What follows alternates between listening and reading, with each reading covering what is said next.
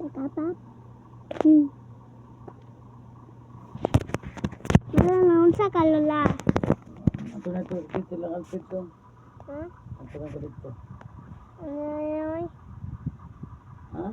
Ano? Ano?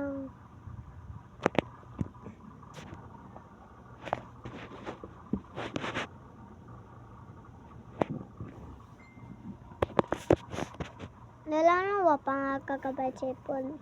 Ay, kwarta. Ha? Waya ka man. Ano waya day ka man eh. Wapa day ka kapaso.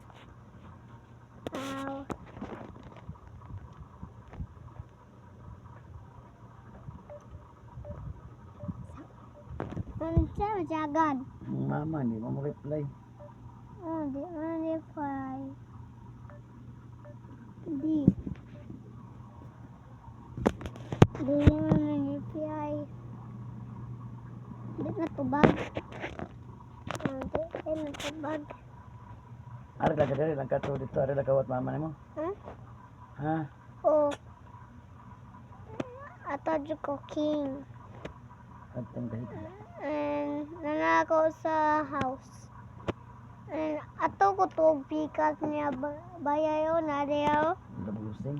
Umalis, kailangan nilang dumaan sa makina. O kakita di ka ato. Nagsimulang sumigaw ang makina, pero hindi pa nagpanik si Ben. Ato ang dito dito diya kato. Ato katog. Gusto niyang bawiin ka para mag-ahit ng tubig. Aw.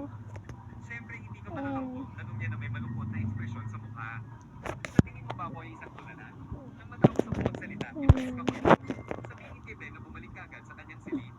Pero hindi ko akalain na sisikat si Ben. Sa simula, tinatago niya ay nilagay sa talampakan ng sapatos niya. Ben, pagkatapos patuloy ng koneksyon ng baba na bako, pagkatapos sisipin gamit ang iyong mga paa, ang baba na bako ay madaling sipin. Puring na.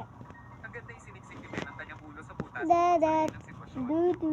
Sine talagang umakyat sa bubong ng gusali sa pamamagitan ng Dudu. ventilator. Dede. Dahil dito, lalo siyang nagtiwala na Dede. makakalis siya rito. Dede. Bigyan ng pagkakataon, paano mo makakalimutan ang Di iyong ko. mga kasamahan?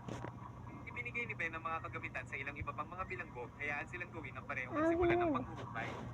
Gumamit din ng insenso na maingay upang patuloy silang bantayan ng bilangguan. Nangaman Sa pagtutulungan ng buong grupo, medyo effective din ang progress ng ibang inmates. Dede. Tom. Hindi walang ginagawa